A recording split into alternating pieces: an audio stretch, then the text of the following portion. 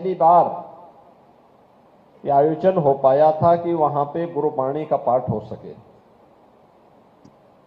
मुख्यमंत्री आवास में केवल एक आयोजन होता है, वह गुरुबाणी का होता है, और गुरु ग्रंथ साहिब जी महाराज को बड़ी पवित्रता के साथ हम इन आयोजनों के साथ आगे बढ़ाते हैं। और वही ताकत है कि आज जो संकल्प वहां लिया गया था, जिसको लेकर के गोरखपुर के हमारे सिख बंधुओं की एक अभिलाषा होती थी, नीटू आदि जो कार्यक्रम बार बार कहते थे कि वीर बाल दिवस का कार्यक्रम होना चाहिए, गोरखपुर में आवाज उठती थी, लखनऊ में कार्यक्रम हुआ और आदरणीय प्रधानमंत्री जी ने पूरे देश के अंदर 26 दिसंबर की तिथि को वीर बाल दिवस के रूप में आज आयोजित कर दिया है। जब एक स्वर से हम कार्य करते हैं तो उसके परिणाम भी आते हैं, परिणाम भी सामने आते हैं। गुरु गोविंद सिंह जी महाराज के चार साहबजादे बाबा अजीत सिंह, बाबा जुझार सिंह, बाबा जोरावर सिंह, बाबा फतेह सिंह,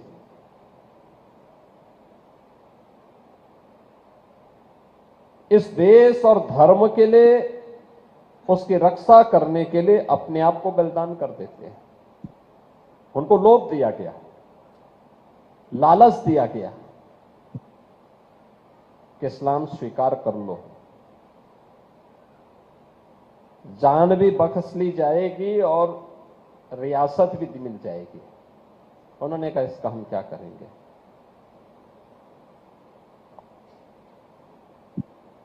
उन्होंने कहा इसका हमें कोई परवाह नहीं, और बलिदान दे दिया।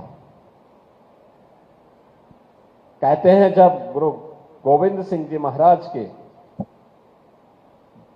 बड़े पुत्र युद्ध लड़ते हुए वीर गति को प्राप्त होते हैं, बलिदान करते हैं अपने आप को, दूसरा पुत्र युद्ध लड़ता हुआ वीर गति को प्राप्त होता है, तीसरे और चौथे को जब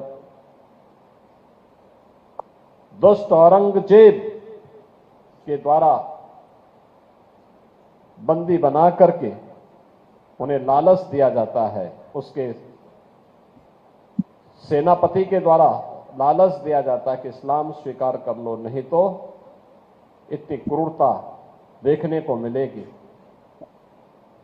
कहते हैं जब छोटे पुत्र को, सबसे छोटे पुत्र को जब बलिदान, जब दीवालों पे छिना जा रहा था,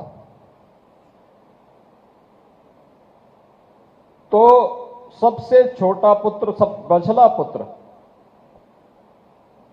उसकी आंखों में आंसू आते हैं। तो पूछता है अपने भाई से कि आपकी आंखों में आंसू क्यों हैं? वो कहता है कि मैं तो इस धरती पर पहले मैं आया, लेकिन पहले तुम जा रहे हो, इस बात से मुझे आंसू आ रहे हैं, क्योंकि पहले तो अपने देश और अपने धर्म के लिए मुझे जाना चाहिए था। और उन्होंने अपने आप को बलिदान कर दिया, लेकिन विधर्मियों के सामने कभी झुके नहीं। ये जो गौरवशाली इतिहास जिस सिख जाति का हो,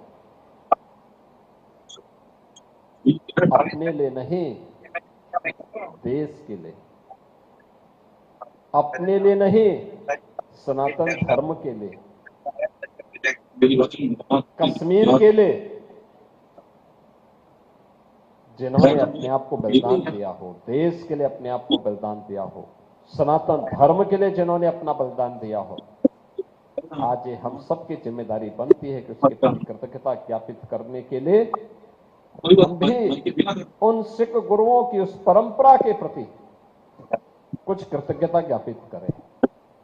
और आज यह पावन अवसर है जब पैड़लेगंज गुरुद्वारा में, मैं बहुत पहले जब यहां आया था, सुविधाओं का अभाव था, कई बार मैंने कहा भी यहाँ पे कुछ होना चाहिए और मुझे प्रसन्नता है कि आज यहाँ पे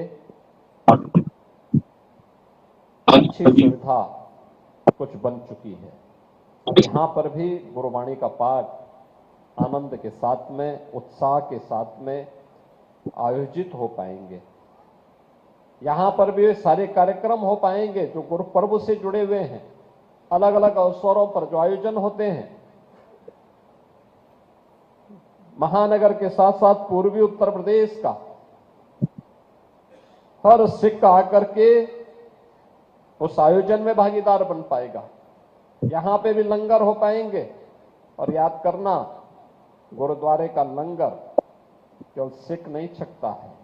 कोई भी व्यक्ति, उसका नाम नहीं पूछा जाता, उसकी जाति नहीं पूछी जाती है, उसका चेहरा नहीं देखा जाता है। ये गुरुवाणी है। गुरु का जो हुक्म है उसका पालन हर सिख आज भी करता है और इसका पालन हमें हमेशा करना चाहिए।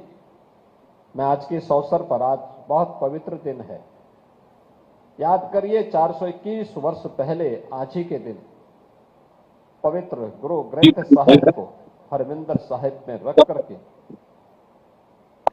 गुरु के रूप में उनकी मान्यता को आगे बढ़ाने का कार्यक्रम हुआ, जिसके प्रति आज भी पूरे देश ही नहीं, पूरी दुनिया पूरे पवित्र भाव के साथ, श्रद्धा और सम्मान के साथ उन्हें यह आदर देता है। और आज ये हमारा सौभाग्य है कि पैडलेगंज के इस आयोजन के